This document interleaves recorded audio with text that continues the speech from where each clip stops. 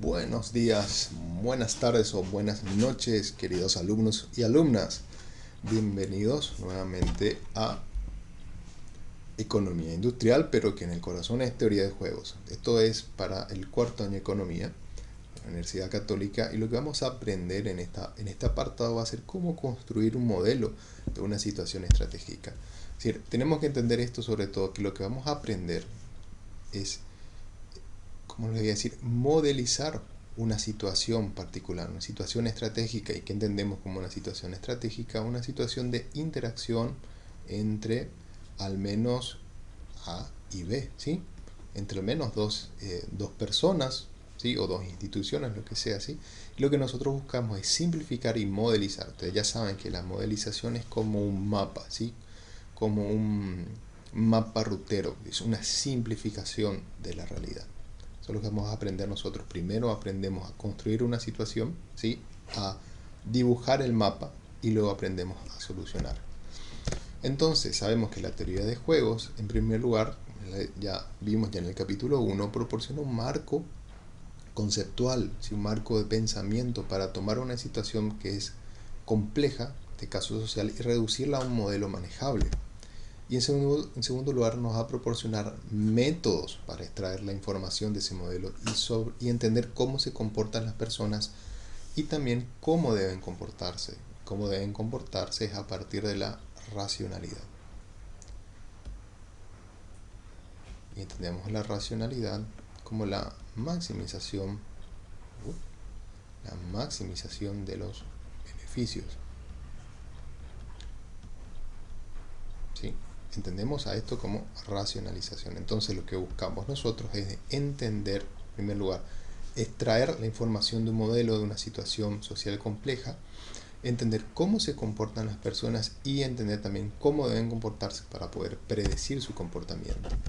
Ahora, tenemos varios modelos. Tenemos un modelo literal, que es un modelo que comprende una descripción precisa de un entorno real, ¿sí? Que se quiere representar. Es más difícil de desarrollar y mucho más complejo a la hora de analizar. Hoy en día se puede construir modelos literales o más cercanos al análisis literal, a una situación literal, y su análisis puede ser hecho, bueno, de acuerdo a, eh, ¿cómo les voy a decir? O con herramientas computacionales muy avanzadas. Hablamos que hace uno mucho se hizo la primera prueba de una computadora cuántica, y hizo un proceso que hubiese llevado aproximadamente 10.000 años de cómputo en una computadora, lo hizo en 200 segundos, ¿sí? Entonces cada vez nos estamos acercando más a la posibilidad de hacer análisis de situaciones literales. Sin embargo, esas situaciones literales a la vez están compuestas, ¿verdad?, de los pequeños modelos metafóricos, o esa situación literal compleja puede ser reducida a un modelo metafórico, que es una simplificación de la realidad del mundo, una situación real en el mundo, y no está con la idea de ser preciso descriptivamente, sino que toma las partes esenciales, los factores más importantes o las características que realmente influyen en un porcentaje mayor sobre eh, el resultado de la situación, ¿sí? O el resultado de la situación estratégica. Esos son esos factores críticos que para nosotros son de interés en nuestra problemática, en nuestro análisis, ¿sí? Por ejemplo, que eso podemos considerar los pagos, ¿sí? O por ejemplo, en el dilema del prisionero podemos considerar los dos entre hablar y callar, ¿sí? Y no consideramos todos los otros tipos de interacciones que pueda haber, o la complejidad que puede haber, por ejemplo, en la situación de los prisioneros, ¿sí? Solamente consideramos esto. Bueno, eso es un modelo simplificado. Pueden haber muchísimos más situaciones más complejas dentro de ese propio sistema de análisis, pero para nosotros lo importante son los factores esenciales, ¿sí? Son las formas esenciales, los factores que realmente afectan en mayor medida al resultado de una situación estratégica. Ahora también la teoría de juegos nos ofrece un andamiaje, es decir, ¿qué entendemos por andamiaje? Es decir, por una construcción teórica alrededor de la cual nosotros podemos construir un modelo, es decir, nos permite a partir de ciertas ideas, conceptos y técnicas construir ese modelo simplificado, ¿sí? Y tenemos dos situaciones, dos formas de construir un modelo. Una es la forma extensiva o extensa, que es una descripción de la secuencia de las elecciones que se enfrentan a aquellas personas que están involucradas en una situación estratégica, junto con lo que saben, junto con lo que saben. Entonces, algo bueno para nosotros, qué saben de la situación y qué no saben también cuando toman una decisión. Ahora, se considera un juego de forma extensa, bajo dos formas, bajo la información imperfecta, que es cuando las personas, información perfecta, cuando las personas saben qué sucedió hasta el momento del juego. Es decir, si esto es un juego secuencial, sabe qué decisión tomó la persona que movió, quieren decir, las fichas antes que ellos. Y con la información imperfecta, sería la segunda forma que nosotros trabajamos, no se sabe lo que ha sucedido en el juego ni la decisión que ha tomado la persona o el jugador que estuvo antes en la situación. Entonces, el concepto de la estrategia nosotros nos va a proporcionar una base para describir la forma estratégica del juego, ¿sí? Que es la otra forma más fácil, más concisa y fácil de trabajar, que es la forma, ustedes ya estuvieron trabajando, la forma de los cuadritos, ¿sí? Pero lo que sucede es que a partir de esta forma extensiva, que es mucho más fácil de armar una situación, ya que este tiene, por ejemplo, tiene un arbolito, salen decisiones, de acá salen decisiones y así sucesivamente, ¿sí? Es más fácil construir un modelo con esta situación que simplemente con este. Entonces, nosotros usualmente construimos una situación en un modelo de forma extensiva y luego lo pasamos a la forma estratégica o forma normal, también se suele decir. Esto ustedes ya estudiaron en microeconomía, ¿sí? Ya tuvieron una introducción dentro de este pensamiento, ¿sí? Vamos a borrar acá para que quede liviano otra vez. Sí, seguimos. Esta parte de la materia, como ya les dije, vamos a aprender a construir. Y en el siguiente capítulo, que va con el capítulo 3 de nuestro libro, vamos a aprender a resolver el juego. Empezamos entonces con la forma de juego de forma extensiva, primero con la información perfecta, ¿sí? La teoría de juegos puede tratar de resolver algunos problemas graves. Y en este caso nosotros vamos a pedir una revisión sencilla a una situación de un secuestro. Debido a que nuestro objetivo es derivar las implicaciones del comportamiento, un modelo debe enfocarse en los individuos que toman las decisiones, ¿sí? Para este caso del secuestro vamos a tener a dos personas. Vamos a tener a, se llama Kui, si quieren decir, significa muchacho, justamente en inglés, que para nosotros va a ser el secuestrador, y Vivica, que va a ser el pariente encargado de decidir si pagar o no rescate, es decir, va a ser la persona, va a ser el familiar, ¿sí? Ahora suponemos que la víctima no tiene opciones, es decir, él podría tener un análisis real, escapar o no escapar, y podemos complicar todo el árbol a partir de esa situación, pero nosotros vamos a considerar que en este caso el secuestrado no tiene absolutamente ninguna chance de tomar decisiones, ¿sí? Nuestro modelo debería abordar entonces las siguientes preguntas. ¿Cuándo llegan Wu y Vivica a actuar? ¿En qué momento ellos actúan? ¿En qué momento toman decisiones? ¿Qué opciones tienen disponibles en el momento que van a tomar que van a elegir una acción? ¿Y qué saben en ese momento cuando actúan? ¿Qué saben? ¿Qué sucedió? Es decir, cuando Vivica actúa, ¿qué sabe que el secuestrador hizo? Y lo mismo, cuando el secuestrador hace un movimiento, necesita saber qué movimiento ya tomaron los familiares.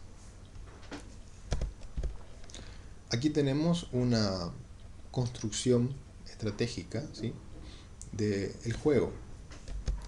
El modelo se conoce como árbol de decisión. Si vemos acá tenemos una construcción sencilla de un árbol. Ahora, un árbol de decisión se lee de arriba a abajo, o también puede ser, podemos escribir esto, a ver, de la misma manera. Acá tenemos este punto, podemos decidir así, y luego podemos hacerlo así. Van a encontrar en algunos materiales este mismo libro, este mismo ejemplo construido de esta manera. También se lee de izquierda a derecha, y en este caso se lee de arriba a abajo. Entonces cada punto se denomina nodo de decisión.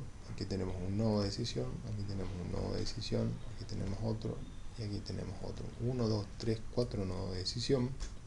Es donde, por ejemplo, en este caso, el secuestrador acá tiene que tomar una acción, elegir no secuestrar o secuestrar. Luego el familiar acá tiene que elegir entre pagar el rescate y no pagar el rescate. Y luego el secuestrador tiene que elegir entre matar o liberar, en cualquiera de las situaciones, ¿sí? A partir del nodo salen lo que conocemos como las ramas. Estas serían las ramas, que son las decisiones, las posibles acciones que pueden tomar las personas involucradas en la decisión. Y se consideran todas las opciones, ¿sí? Se consideran los movimientos, porque el secuestrador tiene dos movimientos, secuestrar y no secuestrar, y después tiene otro movimiento que sería otra acción, matar y liberar. Es decir, tiene un total de 4 acciones para este caso. Ahora, en la parte superior del árbol, como dije, ya están las decisiones. El secuestrador puede elegir entre secuestrar y no secuestrar. Si elige no secuestrar, el árbol termina. Es decir, si elige no secuestrar, aquí termina el árbol, ¿sí? Ya no sigue el juego. Si en tanto elige secuestrar, va a informar si ya lo secuestra. Vamos, el secuestro es exitoso, si quieren decirle, va a informar al familiar, y este va a decidir a la vez entre pagar o no pagar el rescate. Ahora, en respuesta a la decisión de Vivica, el familiar, a partir de la decisión que tenga el familiar, el secuestrador va a decidir si libera, si mata o libera al secuestrado, ¿sí? Esto es una simplificación de una situación sumamente compleja. Nosotros lo que hacemos aquí es, ¿sí? Tenemos al final de cada árbol, al final del árbol tenemos los pagos, que ya vamos a explicar más adelante. Estos mismos pagos, estas situaciones están aquí en nuestra tabla 2.1, ¿sí? Entonces, si construimos acá, esto sería no secuestrar. No secuestrar. El pago para el secuestrador sería 3. Aquí tenemos,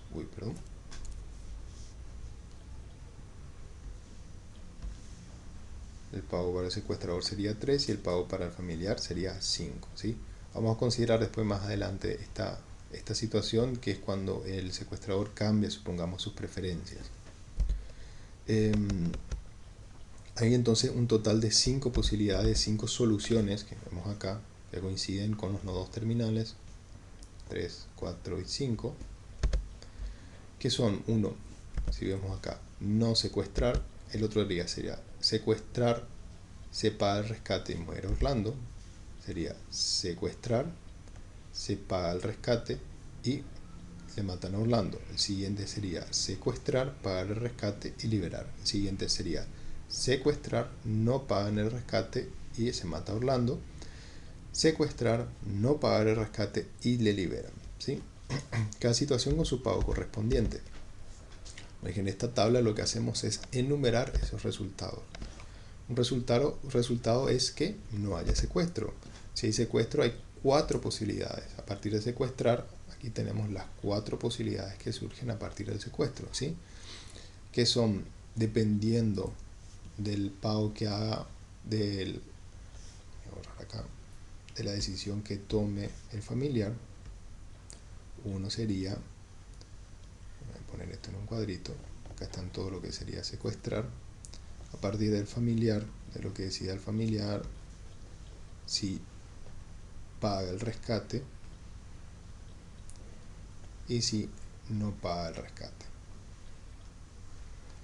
Luego tenemos, vuelve a tomar la decisión el secuestrador, y tenemos otras situaciones, ¿sí? El desenlace final de nuestro juego. Entonces el objetivo de nuestro modelo es hacer algunas predicciones, ¿sí? De cómo el secuestrador y el familiar se van a comportar, para describir cómo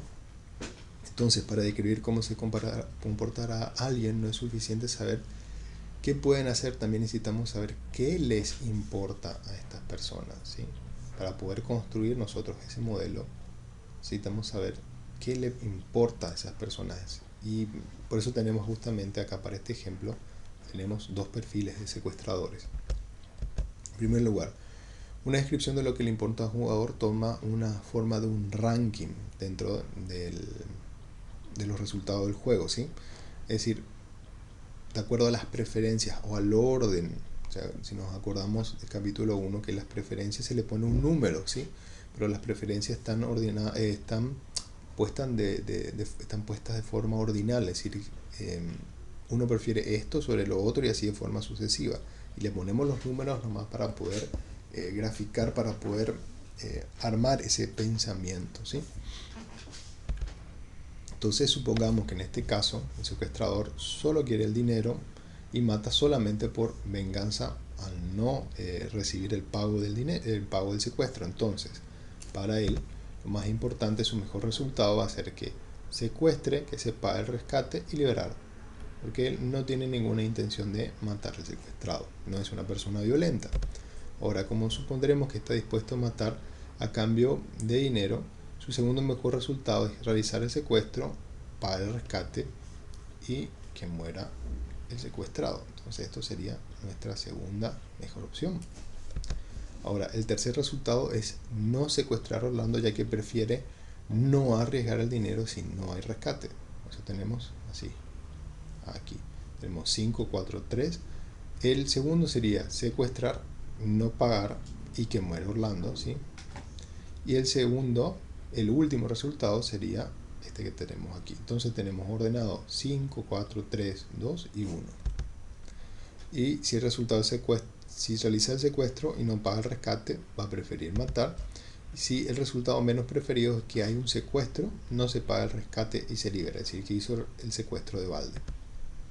Ahora podemos, para incluir también de forma concisa las preferencias de nuestro secuestrador en nuestra descripción de juego, vamos a asignar un número a cada resultado. Con un número más alto, este nos indica el resultado más preferido del jugador, ¿sí? Como ya vimos. Esto se vuelve en pavos, ¿sí? Se pueden ver los pavos que están destinados a medida, por ejemplo, la idea del pavo es medir la utilidad, ¿sí?, del jugador, que van, en este caso, 5 el mayor y 1 es el peor, como ya dijimos, ¿sí? Ya fuimos ordenando todas nuestras preferencias en la lámina pasada. Supongamos al contrario, que vamos a suponer, que vamos a pensar que este muchacho secuestrador él es más violento, ¿sí?, y que cree que si libera al secuestrado tiene más posibilidades de ser atrapado. Entonces él va a preferir, por ejemplo, que se pague el rescate, ¿sí?, y matar al secuestrado, si es una persona, digamos, más violenta. Luego que se pague el rescate, que secuestre, se pague el rescate y liberar a Orlando como su segunda opción. No secuestrar va a ser la tercera, ¿sí? No recibir el rescate y liberar va a ser otra vez su primera opción. Entonces, si Vivica se preocupa por Orlando más de lo que le importa el dinero, entonces su resultado preferido será una. Vamos a analizar, en caso de Vivica, el más importante va a ser que no se le secuestre. El peor va a ser que se le secuestre, se le pague y que no devuelva a su familiar. Secuestrar, pagar y liberar a Orlando sería su tercera mejor opción. Secuestrar, no pagar y que se le muera también va a ser su segunda opción. Y en el último es que se le secuestre, no se pague el rescate y se libere, ¿sí? Es donde va a obtener el mejor pago. Luego tenemos esto, que para garantizar la representación de la figura, para garantizar justamente la representación de ese cuadro que vimos antes, toda esa información está puesta dentro de lo que nosotros conocemos como el árbol de decisiones. Cada nodo terminal corresponde a un resultado particular del juego y se enumeran debajo de un nodo terminal. Es decir, el resultado de este caminito es este, el resultado de este caminito es este es este resultado de este camino, este de esta secuencia de decisiones, y este es el de no secuestrar. Y cómo están ordenados, el primer jugador en este caso es el secuestrador, entonces el secuestrador iría, en este caso, primero, lo tenemos aquí. Y el segundo jugador es Vivica, entonces sus resultados irían aquí. El número superior, como ya les dije, es el pago del secuestrador y el último es el pago de Vivica. Este modelo de secuestro solo permite que el secuestrador y los parientes de la víctima actúen. Solo y solamente a nosotros nos importan los pagos, no toda la interacción social compleja que puede haber. Este paso de asignar una recompensa a un resultado es análogo a lo que vimos en el capítulo 1, ¿sí? Comencemos por las preferencias de unas personas por ciertos artículos y resumimos esas preferencias asignando un número conocido como la utilidad para cada artículo. Las preferencias entonces fueron resumidas por la función de utilidad resultante. Su comportamiento fue descrito como la elección que produjo la mayor utilidad. Un juego entonces de forma extensiva que se representa como un árbol de decisión con nodos de decisión y ramas y nodos terminales. Esto es para nosotros muy importante conocer. Nodos de decisión, acá tenemos estos noditos que están aquí, nodos terminales, ¿sí? Son en donde termina el juego, son aquí, y las ramas de decisión. Dice los jugadores, en los nodos de decisión, sabemos en dónde los jugadores están tomando decisiones, la secuencia que van a actuar, qué opciones están disponibles para cada jugador y cómo evalúan los diversos resultados del juego. Cómo evalúan serían las utilidades, ¿sí? Este juego tiene 4 nodos de decisión que extendiéndose fuera de ellos tenemos a las ramas, donde cada rama representa una acción disponible para el jugador a partir de ese nodo de decisión. Nos referimos entonces al nodo de decisión en la parte superior del árbol como el nodo inicial. Este que tenemos aquí es el nodo inicial. Y el nodo correspondiente al extremo del juego como nodo terminal. Y tenemos 5 nodos terminales. Nodo terminal, nodo terminal, nodo terminal, nodo terminal. Entonces ya tenemos 5 nodos terminales. Un nodo terminal es donde se enumeran los pagos de los jugadores, donde un pago describe cómo un jugador evalúa el resultado del juego. Como un número más alto es mejor, ¿sí? Por ejemplo, acá vemos que para nuestro secuestrador, si es una persona que no importa más el dinero que la violencia, vemos que aquí este es su resultado más grande, ¿sí? Y acá vemos su segundo resultado y el peor resultado para el familiar. Bueno, vamos a analizar en el siguiente video una situación de decisión en un deporte, ¿sí? Con esto quedamos hasta aquí de la introducción a lo que sería la forma extensiva de información perfecta. Y hay un detalle aquí, nosotros vemos que si vemos que estos dos nodos de decisión son dos, ¿sí? no están unidos de esta manera. Cuando tenemos información imperfecta vamos a ver eso, ya vamos a ver dentro de un momentito. Voy a concluir este video y en el siguiente ya analizamos el ejemplo del béisbol.